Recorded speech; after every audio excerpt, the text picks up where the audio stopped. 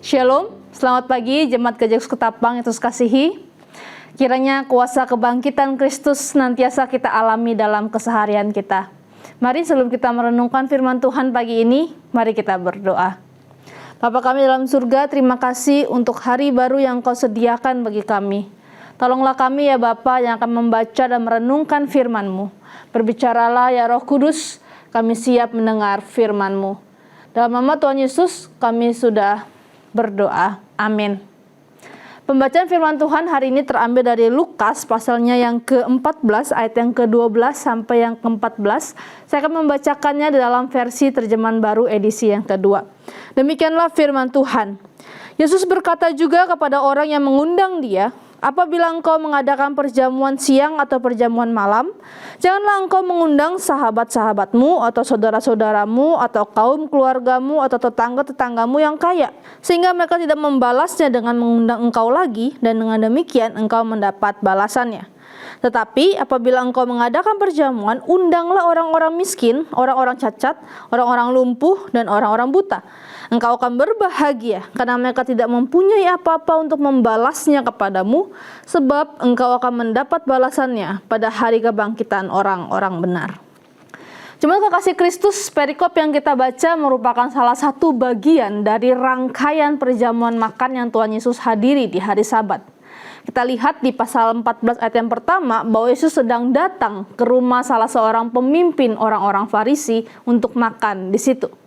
Secara khusus di bagian yang tadi kita baca, Tuhan Yesus sedang berbicara kepada si tuan rumah, jika kamu nanti mengadakan perjamuan siang atau perjamuan malam lagi, janganlah cuma mengundang sahabat-sahabat, saudara-saudara, kaum keluarga, dan tetangga-tetangga yang kaya saja. Mereka ini adalah kelompok orang yang mampu membalas dengan mengundang si tuan rumah untuk perjamuan berikutnya. Namun Tuhan Yesus mengatakan jangan lupakan juga kelompok orang yang miskin, yang cacat, lumpuh, dan buta. Mereka adalah orang-orang yang tidak punya apa-apa untuk membalas kebaikan hati si tuan rumah yang menjamu mereka.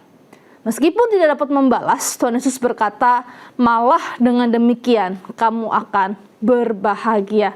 Sebab yang membalas kamu bukanlah manusia, tapi Tuhan pada hari kebangkitan orang-orang benar.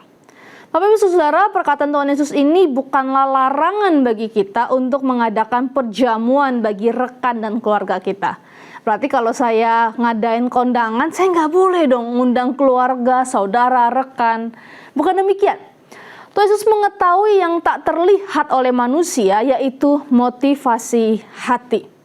Sebagai tuan rumah yang memiliki kedudukan sebagai salah seorang Farisi, pastilah dia ingin mengundang orang-orang yang bergengsi untuk bergabung dalam perjamuannya.